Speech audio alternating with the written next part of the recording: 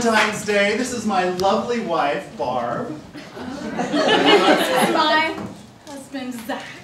And we are so pleased that all of you are here with us as our guests on this very special holiday. Valentine's Day means a lot to both of us because it is a day for lovers. And Barb and I know what that means. We do know because, yeah. So let's check in with you, all of our guests. Could we have the house lights up and just do a quick survey? Who is currently in a relationship? Who's seeing somebody right now? You may be with them, you may not. We're not going to judge. We just want to see, keep your hands up. I just want to understand proportionally. Great, and put your hands down. And now who is currently single? Put your hands up. Keep them up. I just want to see again. Fantastic. Great. Yeah. And so you say you're currently single? Wonderful, wonderful. Come with me. So the show is called Be Our Guest, so of course we need guests. So lovely. I'm going to sit right here. Thank you. Bless you. Yes, right there. There you go. There you go. It's all getting all confusing. It's all right. It's just a simple, yeah. We'll get over this one.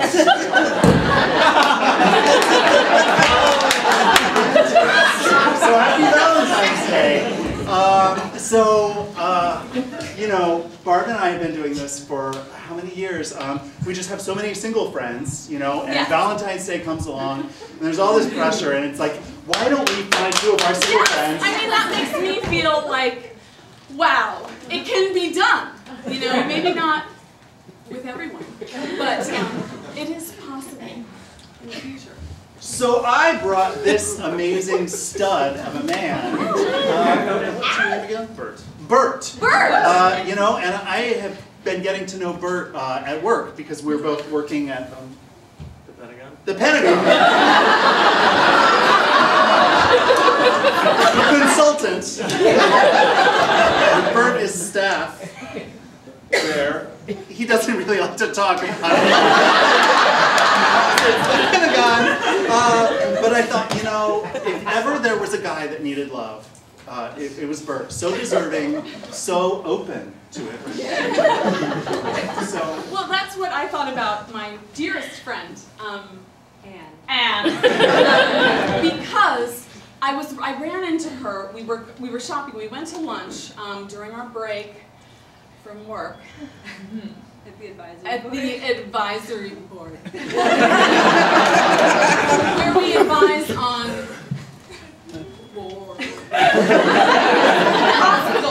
hospitals. Giving advice is a strong suit of yours. Saving lives. And so anyway, and I thought, my God, I would love to vicariously fall in love through Anne.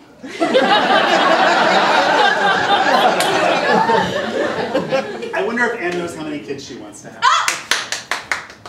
Because sometimes women just lay that out like the first thing they say about themselves. And I just want Bert here prepared for that. Like 7, probably. See, 7 is not that many. In these days, these times, 7 is not that many. 7 is the new 2.5. Bert, being a gentleman, didn't really say it that loudly, but he said he was thinking more like a negative number. Negative. Don't let that scare you. You can change him. A specific negative number? And is this related to a Pentagon plan? So -7 and +7, so that almost is a heart. And is also the number of children that Barb and I have. None. None. A heart. Because though we don't know who has the issue, you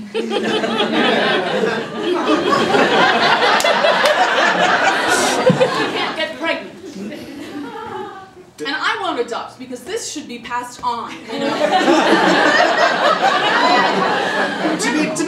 To be truly scientific in exploring the question of who has the issue, we would need to conduct more experiments.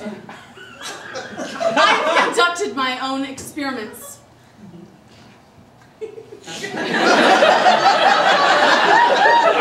You don't have to work at the Pentagon to know how to, you know, count sperm. Anyhow, Bert, you have told me time and time again about your favorite hobby. And I thought, you know, that is something that Anne is for sure gonna share with you. Now, I have a fear that it's killing babies, because that makes Work and because he's a baby play. killer as well. You guys, That's not. well, in effect, that's the, you know, end game If you zero don't give me a game. chance to, then I can't. You can't blame me. Well, I don't even believe in them anymore. They are fictitious. And if I don't believe them, they're not real, you know? I don't believe, I can't conceive. It's very true. So let's move conversation over to something maybe less volatile, Bart. Oh, your hobby, which is not Yes. having babies, right? It's a fantastic hobby. You've told me all about it. Singing, yes, singing. What kind of singing again? Classical. Classical Oh, singing. right, because the Classical singing. performers need a lot of attention.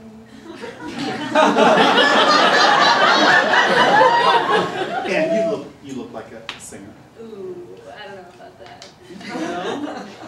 No. Really? No, Anne is not a singer. Don't you know, every Friday and Saturday at night, I go to my club. And we just crochet. We like- crochet!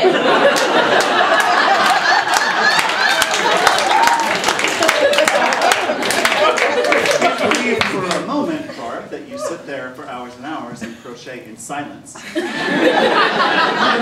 we do not. That's why we come together. To comfort ourselves in our misery. To commiserate, as it were. Is that right, Anne? Are you miserable? No. I'm miserable enough for all of the circle. I did not want to do this. Do you see how he sucked me into that? I just want... Okay. Okay, excuse me. That was really awkward. You did not do that. You brought that up. And now I'm embarrassed because of what you did. So instead of being miserable, Anne, Yeah. what do you like to do Besides crochet. besides crochet? Yoga? Oh, well. Yeah. Yoga, Yeah. clearly. I mean, Right. boom. Are there yoga classes at the Pentagon? There are, in fact. And do you partake? I do occasionally. Okay, on three, I would like each of you to name your favorite yoga pose. 1, 2, 3. Shavasana. I'm not that good.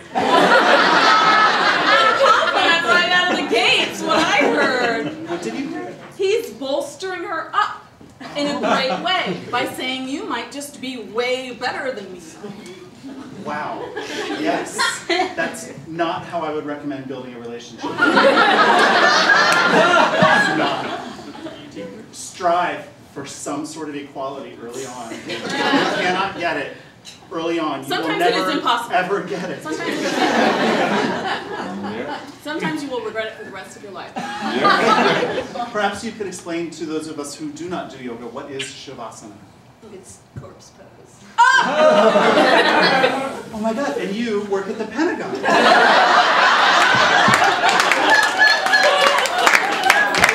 You two should definitely exchange information after the show, but we're so glad we could hook Yes. you guys up.